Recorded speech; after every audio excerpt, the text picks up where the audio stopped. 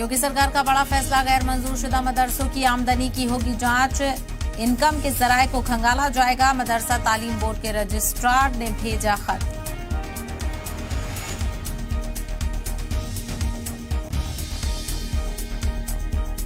कल से दिल्ली के रामलीला मैदान में लाखों अफराद होंगे इकट्ठा। जमीयतुल उलमा हिंद की जानिब से 34वां सालाना इजलास का होगा इनेकाद। 3 दिनों तक चलेगा बड़ा जलसा।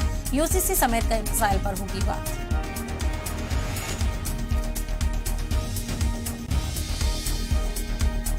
असम में कम उम्र की शादी के खिलाफ पुलिस एक्शन जारी। एक हफ्ते में 2763 लोगों की गिरफ्तारी। पिछले जुमे से शुरू हुआ था एक्शन। अब तक 4135 मामले दर्ज।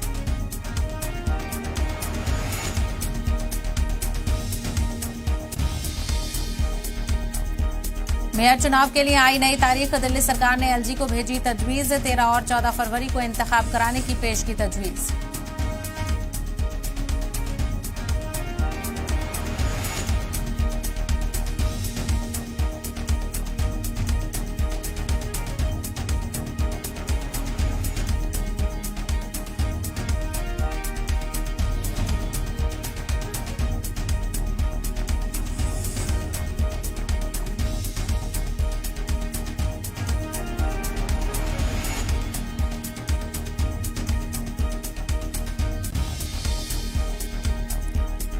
तुर्की और सीरिया में ज़लज़ले से अब तक 19,000 से ज्यादा लोगों की मौत, 40,000 से ज्यादा लोग जख्मी। बर्फबारी बारिश से रेस्क्यू ऑपरेशन मुतासिर। एवी हेडलाइंस एसोसिएट स्पॉन्सर, पतंजलि गाय का देसी घी खाएं, मिलावट के जहर से अपने मासूम बच्चों व परिवार को बचाएं। Big dose more pleasure, B boy super dotted condoms, B boy premium condoms.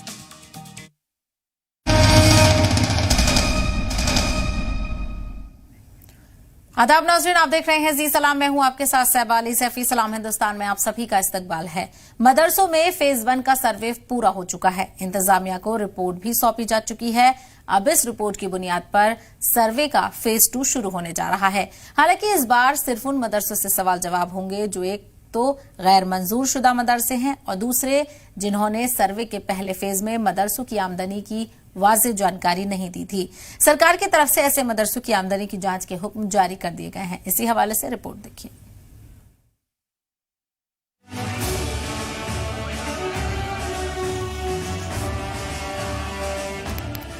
मदरसों में सर्वे के बाद अब उन गैर मंजूर शुदा मदरसों की आमदनी के जराये पता लगाने का भी सिलसिला शुरू हो गया है, जिन मदरसों ने सर्वे में वाज़ेह जानकारी नहीं दी थी।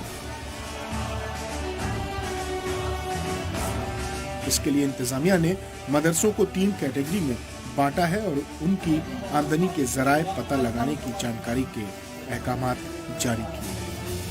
जो मदरसे के बच्चे हैं वो दीनी तालीम के साथ साथ दुनियावी तालीम और अच्छी नौकरियों के साथ अच्छा जीवन जिए। इसके लिए जरूरी है कि वो क्या पढ़ रहे हैं, क्यों पढ़ रहे हैं, उनका पैसा कहां से आ रहा है। इन्हीं सब चीजों का सर्वे हो करके जब मदरसे दुनियावी और दीनी तालीम साथ साथ देंगे तो मदरसों के ऊपर जो लोग राजनीति करते हैं और जो मदरसों की वजह से जो सरकारें बनी हैं, कहीं ना कहीं उनको एक सबक मिलेगा। बताया जा रहा है कि सेकेंड फेज में जिन गैर मंजूर शुदा मदरसों की जांच होगी उनमें ज्यादातर मदरसे नेपाल के सरहदी जिलों में। जांच के लिए मदरसा तालीमी बोर्ड के रजिस्ट्रार जगमोहन सिंह ने सभी जिला अक़लियती बहबूद के अफसरान को खत भी जारी कर दिए हैं। लेकिन अगर नियत में खोट हो तो जाहिर सी बात ऑब्जेक्शन होता है। लेकिन अगर सरकार की मंशा ये है कि मदरसों में आय का सूत्र क्या है और उसके बाद उनका क्या प्लान होगा, क्योंकि जो कमजोर तरह के जिनमें बुनियादी सुविधाएं नहीं है उनको क्या उससे जोड़ा जाएगा, उनको तक सुविधाएं पहुंचाई जाएगी। अगर ये कदम है तो इस स्वागत होगा। बता दें कि बीते साल सरकार ने सभी मदरसों का सर्वे कराया। सर्वे के दौरान मदरसों को कई पैमानों पर परखा गया, जिसकी रिपोर्ट 15 नवंबर को इंतजामिया को सौंपी गई थी। अब इसी कड़ी में गैर मंजूर शुदा मदरसों की आमदनी के जराये की जांच शुरू हो चुकी है। ब्यूरो रिपोर्ट, जी मीडिया। तो आपको बताते चले उत्तर प्रदेश में अब मदरसों का एक और इम्तिहान होने जा रहा है। फेज 2 के तहत मदरसों को मिलने वाली आमदनी की भी जांच की जाएगी। हालांकि ये सवाल उन्हीं मदरसों से किए जाएंगे जो कि गैर मंजूर शुदा हैं और साथ ही साथ उन मदरसों से भी ये सवाल किए जाएंगे जिन्होंने पहले फेज में वाज़ेह जानकारी नहीं दी थी। एक और इम्तिहान की तैयारी उत्तर प्रदेश में होने जा रही है और ऐसे में जब मदरसों की जांच की गई थी तब अलग अलग तरह के सवाल देखने को मिले थे, लेकिन कई तरफ से उसका खैर मकदम भी किया गया था और मदरसों की जानिब से पूरा ताउन किया गया था। उसी हवाले से रिपोर्ट पेश की जा चुकी है जिसमें कई मदरसे, बड़ी तादाद में मदरसे गैर मंजूर शुदा पाए गए हैं। अब दूसरे फेज की तरफ और इसी मामले को लेकर चर्चा करेंगे। हमारे साथ खास मेहमान जुड़ गए हैं, उनका तारुफ करा देते हैं। मौलाना हाफिज नूर अहमद अजहरी साहब हमारे साथ जुड़ गए हैं, इस्लामिक स्कॉलर हैं। साथ ही साथ हमारे साथ कपिस कुमार श्रीवास्तव, स्पोक्स पर्सन है समाजवादी पार्टी के। दूसरी तरफ आर.के. मिश्रा जी, लीडर हैं बीजेपी के। और हमारे नुमाइंदे मयूर शुक्ला भी हमारे साथ जुड़ गए हैं। मयूर शुक्ला, सबसे पहले आपसे तफसील जानना चाहेंगे, क्या पूरा ऑर्डर निकाला गया है और किस तरह से इस ऑर्डर पर कार्रवाई की जाएगी? गैर मान्यता प्राप्त जितने भी मदरसे हैं प्रदेश भर में, इनकी जांच पड़ताल करने के लिए आदेश पहले दिए गए थे कि इनका आय का स्रोत क्या है ये पता लगाया जाए।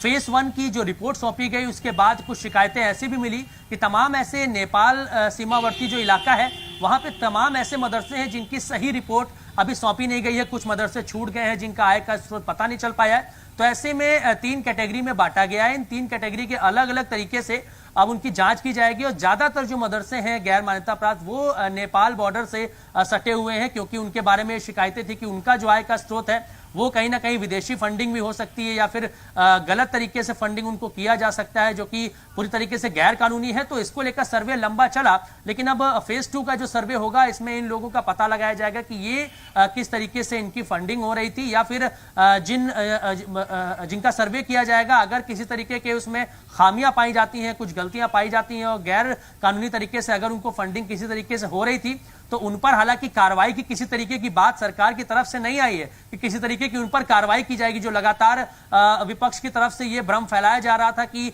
जितने भी मदरसों के सर्वे किए जा रहे हैं अगर उनमें कुछ खामियां पाई जाती है तो सरकार उनके ऊपर दंडात्मक कोई कार्रवाई करेगी। लेकिन जब भी हम दानिश आजाद जो मंत्री हैं दानिश आजाद अंसारी, उनसे हमने इस बात पर चर्चा की, उन्होंने कहा किसी तरीके का सिर्फ हम सर्वे करा रहे हैं, अपने पास पूरा जो डेटा है वो रखने के लिए किसी तरीके की कार्रवाई की कोई बात नहीं है। विपक्ष सिर्फ भ्रम फैलाने की बात करता है। तो ऐसे में अभी दोबारा एक बार फिर से इनका किया जाएगा और जितने भी अधिकारी हैं जो है अल्पसंख्यक कल्याण बोर्ड के जो अधिकारी हैं उनको जो है लेटर दे दिया गया है और सभी अब फिर से एक बार जांच करेंगे और जो टीमें बनाई जाएंगी उनके द्वारा जो भी रिपोर्ट सौंपी जाएगी उसके आधार पे आगे जो है पूरी कार्रवाई होगी।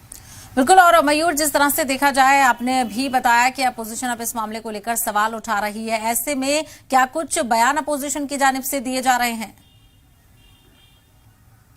नहीं, देखिए बिल्कुल अपोजिशन की तरफ से जब मदरसों का सर्वे शुरू हुआ तो उनकी तरफ से ये बात जरूर कही गई कि जो मदरसों का सर्वे कराया जा रहा है तो सिर्फ मदरसों का ही सर्वे क्यों कराया जा रहा है, सिर्फ एक धर्म पर ही क्यों टारगेट किया जा रहा है, और भी जो धर्म के जो उनके जो स्कूल्स हैं या फिर गुरुकुल है या फिर ऐसे स्कूल कॉलेज है जहां पर धार्मिक पढ़ाई कराई जाती है उनका सर्वे क्यों नहीं कराया जा रहा है, तो टारगेट किया। तो विपक्ष की तरफ से ये सवाल जरूर खड़े किए गए, लेकिन सरकार की मंशा साफ थी। उनका शुरुआत से यही कहना था कि हम किसी तरीके की कोई कार्रवाई नहीं करने, हमारे पास एक डेटा होना चाहिए ताकि देखिए मदरसों की टेक्नोलॉजी से लैस करने के लिए उनको और भी ज्यादा जो तमाम सारे उपकरण है वो पहुंचाया जाए, क्योंकि मदरसों में सिर्फ धार्मिक शिक्षा ही नहीं होती, वहां पर इंग्लिश, मैथ, साइंस और भी तमाम सब्जेक्ट्स हैं वो पढ़ाने का काम किया जाता है। तो कैसे मदरसों के जो बच्चे हैं वो स्मार्ट बने, वहां पर भी स्मार्ट क्लासेस हो, तो एक सर्वे कराकर एक डेटा सरकार के पास होना चाहिए ताकि उनकी डेवलपमेंट के लिए और किस तरीके से बेहतर मदरसों में पढ़ाई हो सके इसके लिए काम किया जा सके। लेकिन विपक्ष की तरफ से शुरुआत से यह माहौल बनाया गया कि कार्रवाई करेंगे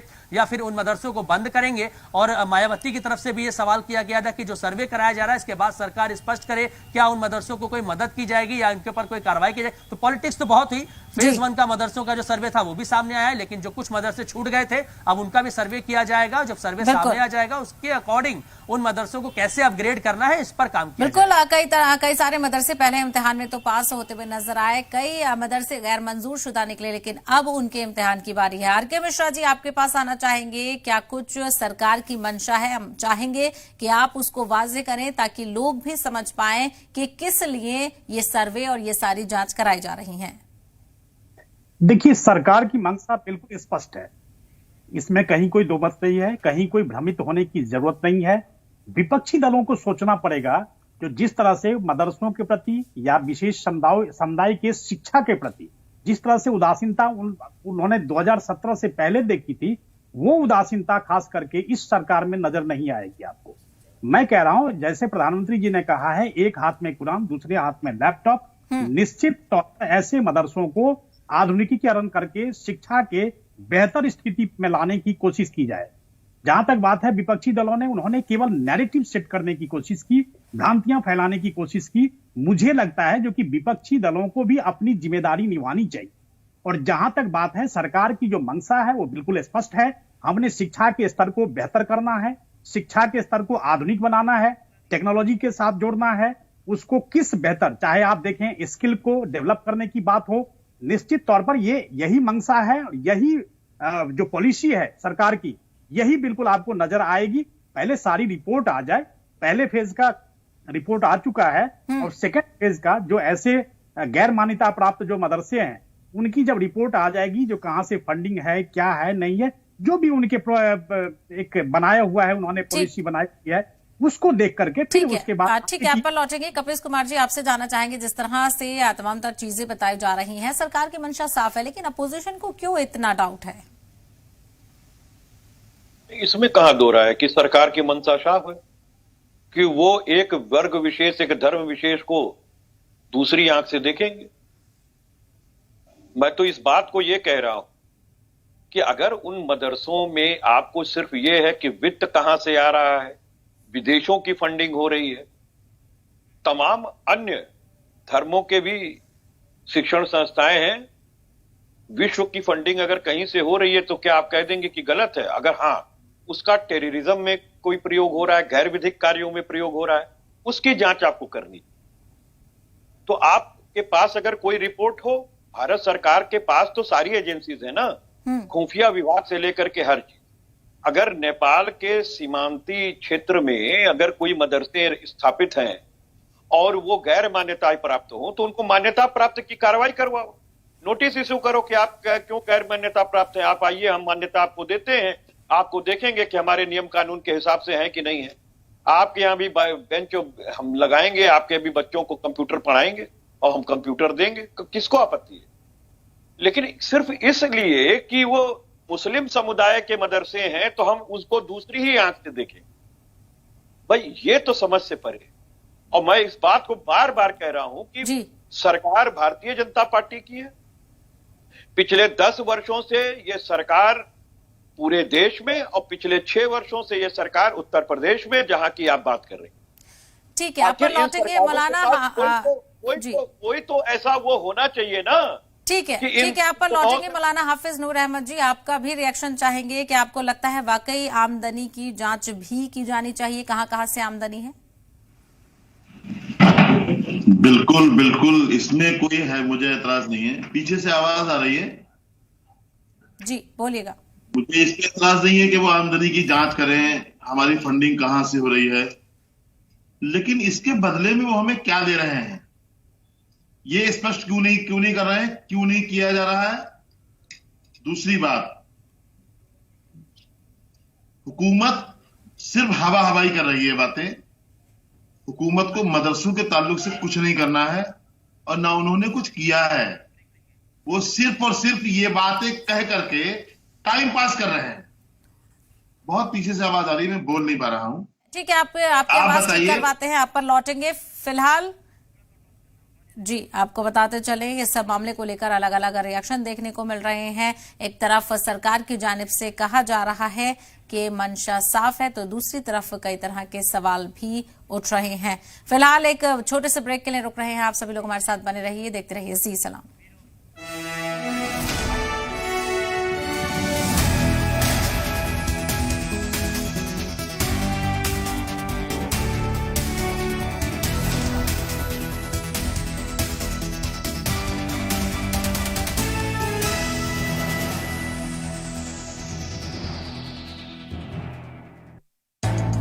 जी सलाम अन्य 70 चैनलों के साथ न्यूज ब्रॉडकास्टर्स एसोसिएशन का सक्रिय सदस्य है। हम NBSA द्वारा जारी आचार संहिता और निर्देशों का कड़ाई से पालन करते हैं। ऐसे चैनलों से सावधान रहें जो रेगुलेटेड नहीं है। NBA का सदस्य होना खबरों की प्रामाणिकता की गारंटी है।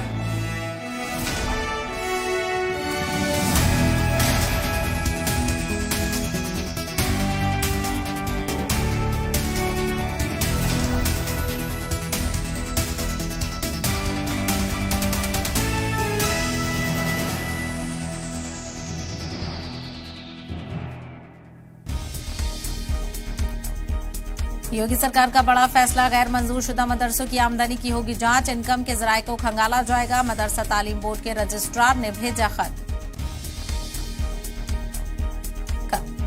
कल से दिल्ली के रामलीला मैदान में लाखों अफराद होंगे इकट्ठा। जमीयत उलमा हिंद की जानिब से 34वां सालाना इजलास का होगा इनेकाद। 3 दिनों तक चलेगा बड़ा जलसा। UCC समेत कई मसाइल पर होगी बात।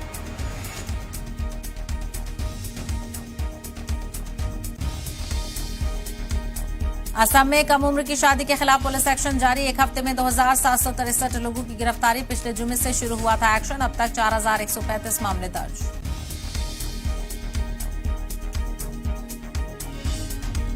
मेयर चुनाव के लिए आई नई तारीख। दिल्ली सरकार ने एसजी को भेजी तजवीज। 13 और 14 फरवरी को इंतखाब कराने की पेश की तजवीज। तुर्की और सीरिया में जलजले से अब तक 19,000 से ज्यादा लोगों की मौत। 44,000 से ज्यादा लोग जख्मी। बर्फबारी बारिश से रेस्क्यू ऑपरेशन मुतासिर।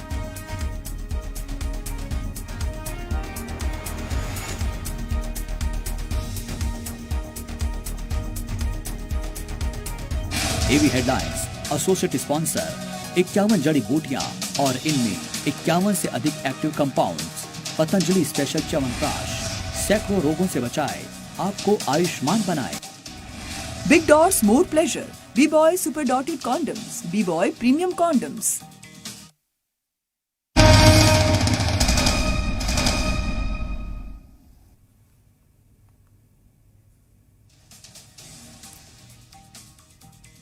तो उत्तर प्रदेश में फेज 1 मदरसों का सर्वे पूरा हो चुका है। अब तैयारी हो चुकी है दूसरे फेज की। इसको लेकर ऑर्डर भी जारी कर दिया गया है। अलग अलग रिएक्शन भी देखने को मिल रहा है। मौलाना हाफिज नूर अहमद जी, आप अपनी बात को पूरा कर रहे थे। किस तरह से इस मामले में आप चीजों को देखना चाहते हैं? दरअसल अभी आपके मयूर साहब नाम बताया था शायद आपने जी, वो बोल रहे थे कि दानिश आजाद जी ये कह रहे हैं और वो कह रहे हैं कि कार्रवाई नहीं होगी। सही बात यह है कि सरकार झूठ बोल रही है। सरकार के जो मंत्री हैं उन्हें खुद ही नहीं मालूम है कि हमें कहना क्या है और हकीकत क्या है। दानिश आजाद तो ये बोल रहे हैं कि भाई हम सर्वे इसलिए करा रहे हैं कि मुसलमानों को, मदरसे वालों को और तलबा को इससे फायदा होगा। और उसी विभाग के कैबिनेट मंत्री श्री धर्मपाल जी वो कह रहे हैं कार्रवाई होगी साहब, मान्यता नहीं होगी तो कार्रवाई होगी। फंडिंग की जांच होगी, फंडिंग कहां से आ रही है, फंडिंग की जांच होकर मदरसे वालों पर कार्रवाई होगी। वो हर तरह से कार्रवाई की बातचीत कर रहे हैं। तो इन दोनों लोगों को पहले आपस में बैठ करके तय कर लेना चाहिए कि सच्चा कौन है और झूठा कौन है। ठीक है, आर.के. मिश्रा जी, इस बात का जवाब दीजिए। अब देखिए, ऐसा है, यहां पर किस आधार पर ये कह रहे हैं जो कि सरकार झूठ कह रही है? आपके पास क्या तथ्य है? पहली बात। दूसरी बात, जब मदरसे के सर्वे की बात आई थी उस समय में भी जिस तरह से एक विपक्षी दलों द्वारा एक माहौल के बनाया गया था, जो इस सर्वे के खिलाफ बहुत सारे व्यक्ति थे, सारे विपक्षी पार्टियां थी। लेकिन मैं कह रहा हूं जो मदरसे से जुड़े लोग जो थे उसका जब सर्विस शुरू हुआ उस समय में उनका स्वागत किया गया और कोई ऐसा था नहीं उसमें जो भी क्वेश्चनिंग थी, जो भी उसके मानक थे उसके ऊपर में उसको इंफॉर्मेशन देनी थी। आपने देखा बड़े शांति प्रक्रिया के साथ पहला फेज संपन्न हुआ। निश्चित तौर पर ऐसे मदरसे जो नेपाल के तराई वाले इलाके में हैं वो क्या मानक के ऊपर में खरे उतर रहे हैं या नहीं खरे उतर रहे हैं, ये सारी चीजें सरकार के पास डाटा होनी चाहिए। और ऐसे संस्थाओं के ऊपर में निश्चित तौर पर जो उस मानक को नहीं अगर अचीव कर रहे हैं तो निश्चित तौर पर उनको मौका दिया जाएगा, क्योंकि क्या वो मानक के ऊपर खरे उतर रहे हैं या सरकार से क्या उनको मदद चाहिए। निश्चित तौर पर इसी तरह की बातें हैं। ये ट्रांसपेरेंटेड वर्क है और किसी चीज को केवल झूठ कह देना बिना तथ्य के आधार पर, मुझे लगता है जो कम से कम अपने अंदर में आत्ममंथन करना चाहिए और जनता को इसके बारे में निश्चित है जो कि सही सूचना जाए। ये बेहतरी जनता की बेहतरी के लिए हो। ठीक है कपिस कुमार जी, जिस तरह से आपने सुना आर के मिश्रा जी ने तमाम तर बातें कही हैं और जो उलेमा हैं, मुसलमान लोग हैं, उनकी तरफ से भी इस मामले में खैर मकदम किया गया था, जांच में ताउन भी किया था, लेकिन अब एक और इम्तिहान आ जाता है। ऐसे में अपोजिशन इस हवाले से क्या कुछ आवाज उठाएगा? मैं तो एक बात सीधी सी कह रहा हूं, खैर मकदम किया गया था वो, लेकिन वो दिल से किया गया था या नहीं, या सभी को मालूम है कि योगी और मोदी सरकार तो लोकतंत्र की सरकार है नहीं, है तो तानाशाहों की सरकार है। तो जब पत्रकार जेल भेज दिए जाते हैं तो विरोध कौन करेगा? और मैं प्रश्न इस बात का खड़ा कर रहा हूं कि इतना बड़ा सरकारी अमला है, अगर उन मदरसों में वित्त का गलत प्रयोग हो रहा है तब तो हम समझते हैं जांच बिल्कुल होनी चाहिए और एक एफआईआर भी होनी चाहिए, गिरफ्तारियां भी होनी चाहिए। समाजवादी पार्टी साथ खड़ी है आपकी जी।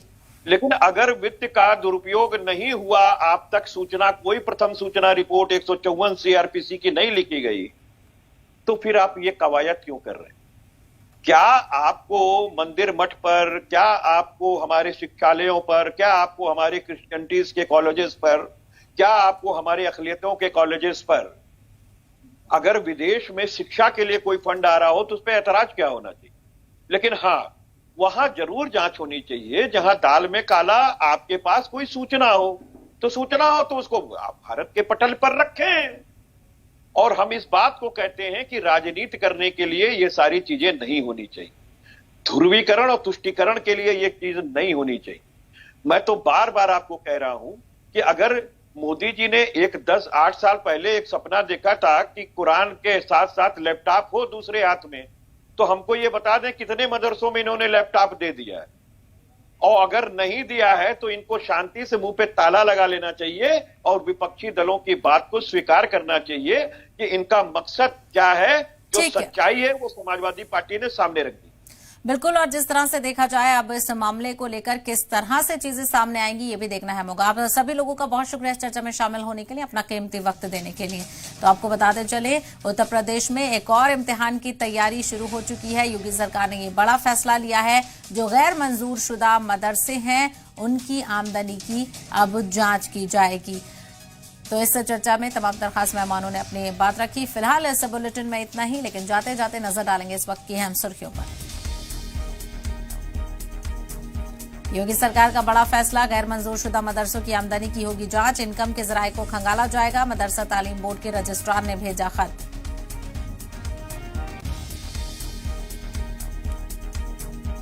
कल से दिल्ली के रामलीला मैदान में लाखों अफराद होंगे इकट्ठा। जमीयतुल माहिन की जानिब से 34वां सालाना इजलास का होगा इनेकाद। 3 दिनों तक चलेगा बड़ा जलसा। यूसीसी समेत कई मसाइल पर होगी बात। असम में कम उम्र की शादी के खिलाफ पुलिस एक्शन जारी। एक हफ्ते में 2763 लोगों की गिरफ्तारी। पिछले जुमे से शुरू हुआ था एक्शन, अब तक 4135 मामले दर्ज। मेयर चुनाव के लिए आई नई तारीख। दिल्ली सरकार ने एलजी को भेजी तजवीज। 13 और 14 फरवरी को इंतखाब कराने की पेश की तजवीज। तुर्की और सीरिया में जलजले से अब तक 19,000 से ज्यादा लोगों की मौत, 40,000 से ज्यादा लोग जख्मी। बर्फबारी बारिश से रेस्क्यू ऑपरेशन मुतासिर। एवी हेडलाइंस एसोसिएट स्पॉन्सर पतंजलि गाय का देसी घी खाएं, मिलावट के जहर से अपने मासूम बच्चों व परिवार को बचाएं। Big dose more pleasure, B boy super dotted condoms, B boy premium condoms.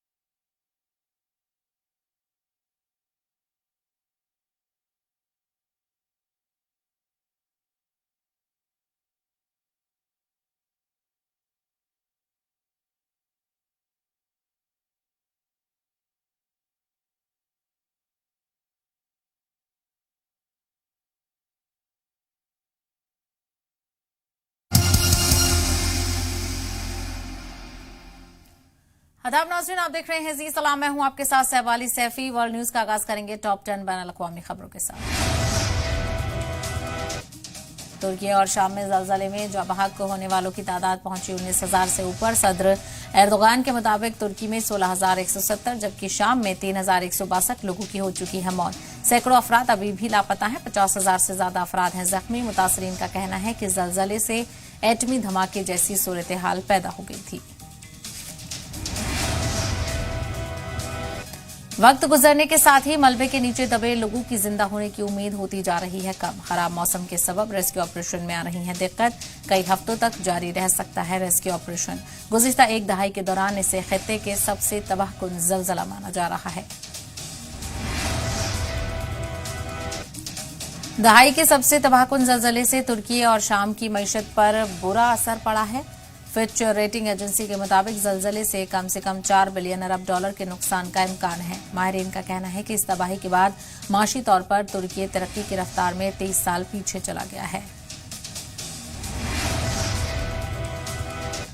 European council के सदर चार्ल्स माइकल ने यूरोप को किया खबरदार। यूरोपियन पार्लियामेंट से खिताब करते हुए चार्ल्स माइकल ने कहा कि आने वाले दिन रूस यूक्रेन जंग के लिए बेहद फैसलाकुन साबित हो सकते हैं।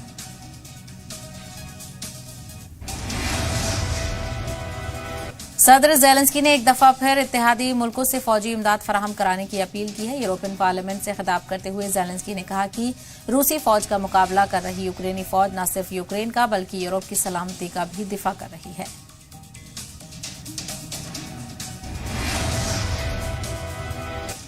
अमेरिकी सहाफी सेमोर हर्ष के ब्लॉग पोस्ट पर मगरबी मुल्कों में मचा हंगामा। सेमोर का कहना है कि नॉर्ड स्ट्रीम गैस पाइपलाइन में हुए धमाके के पीछे अमेरिका का हाथ है। रूस ने अमेरिकी सहाफी की हिमायत करते हुए कहा है कि ये गंभीर इल्जाम है और इस मामले को संजीदगी से लिया जाना चाहिए। चीन की वजारत खारजा ने नाटो इत्तेहाद पर दोहरा रवैया अपनाने का इल्जाम लगाया है। वजारत खारजा ने नाटो की तनकीद करते हुए कहा कि मगरबी मुल्क आज भी सर्द जंग के दौर में जी रहे हैं और कोल्ड वॉर के खात्मे के बावजूद आज भी उनकी जहनियत वही है। बता दें कि गुज़िश्ता दिनों नाटो चीफ ने चीन की बढ़ती फौजी ताकत पर तशवीश का इजहार किया था। शुमाली कोरिया ने की मुल्क की जौहरी ताकत की नुमाइश। रात में परेड के दौरान फौजी ताकत का किया मुजाहिरा। परेड में पहली दफा इंटरकॉन्टिनेंटल बैलिस्टिक मिसाइल की नुमाइश हुई है।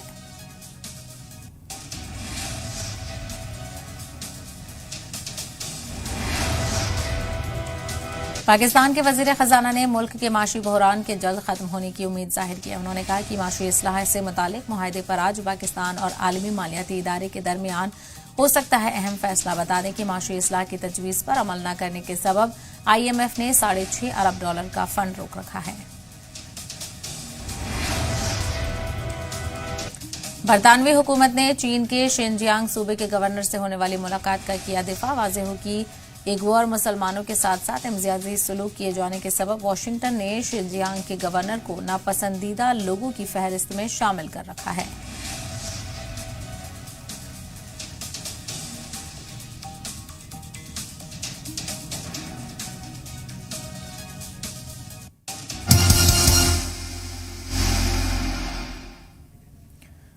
और अब खबरें तफसील से। तुर्की और शाम में आए तबाहकुन ज़लज़ले को 80 घंटे से ज्यादा गुजर चुके हैं। मरने वालों की तादाद में लगातार इजाफा देखने को मिल रहा है।